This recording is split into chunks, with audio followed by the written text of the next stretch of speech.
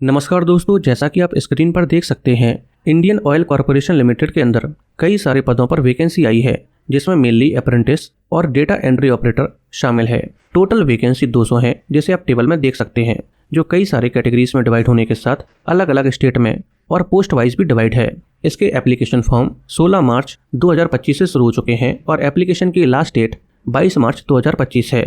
आइए दोस्तों, आज डिटेल में जानते हैं कि इसके लिए क्वालिफिकेशन क्या मांगी गई है, आपकी एज क्या होनी चाहिए, एग्जाम पैटर्न कैसा होता है और इसका सिलेबस क्या है। दोस्तों, सबसे पहले आप ये देखिए कि ये वैकेंसी मेनली 3 कैटेगरीज में डिवाइड है, जिसमें से अगर किसी ने ITI कर रखी है तो उनके लिए वैकेंसी आई है। अगर आपने पॉलिटेक्निक कर रखी है तो उनके लिए भी वैकेंसी आई है, और अगर आपने ग्रेजुएशन कर रखी है तब भी आपके लिए वैकेंसी आई है।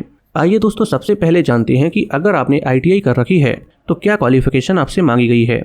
दोस्तों, अगर आपने ITI कर रखी है तो जिस भी ट्रेड से आप अप्लाई करना चाहते हैं, जैसे कि मान लीजिए आप फिटर ट्रेड से अप्लाई करना चाहते हैं, तो आपकी 10th क्लास कंप्लीट होनी चाहिए और आपकी फिटर से ITI कंप्लीट होनी चाहिए, जो NCVT या फिर SCVT से मान्यता प्राप्त हो। इसी तरह से अगर आपने पॉलिटेक्निक कर रखी है और अगर मान लीजिए अगर आप टेक्नीशियन अप्रेंटिस मैकेनिक के लिए अप्लाई करना चाहते हैं, तो फिर आपके पास 3 साल का पॉलिटेक्निक डिप्लोमा कंप्लीट होना चाहिए, जो मैकेनिकल इंजीनियरिंग से होना चाहिए। और अगर आप जनरल, OBC या EWS कैटेगरी से बिलोंग करते हैं तो इसमें आपकी टोटल परसेंटेज 50% या उससे ज़्यादा होनी चाहिए। और अगर आप SC ST या PWD कैटेगरी से बिलोंग करते हैं तो फिर आपकी टोटल परसेंटेज 45% या उससे ज़्यादा होनी चाहिए। इसी तरह से अगर आप डेटा एंट्री ऑपरेटर के लिए अप्लाई करना चाहते हैं और अगर आप फ्रेशर हैं तो आपकी 12th क्लास कंप्लीट होनी चाहिए। इसके अलावा अगर आप स्किल्ड सर्टिफिकेट होल्डर हैं, यानी कि अगर आपने डेटा एंट्री ऑपरेटर में सर्टिफिकेट हासिल किया है, जिसे डोमेस्टिक डेटा एंट्री ऑपरेटर के नाम से जाना जाता है, तब भी आप इसके लिए अप्लाई कर सकते हैं। आइए दोस्तों, अब बात करते हैं कि इसमें आपकी एज क्या मांगी गई है।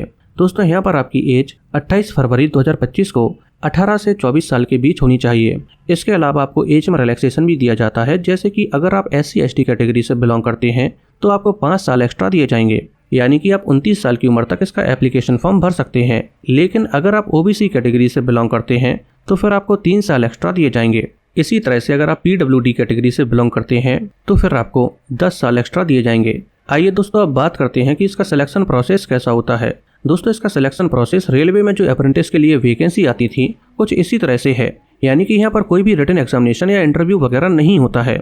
इसका सिलेक्शन प्रोसेस केवल मेरिट के बेसिस पर होता है और आपकी मेरिट आपके 10th में, ITI में या फिर ग्रेजुएशन में कितने परसेंटेज आए हैं उस बेसिस पर तैयार की जाती है। दोस्तों, अगर आपको ये वीडियो पसंद आई हो तो वीडियो को लाइक करके चैनल को सब्सक्राइब कर लीजिए।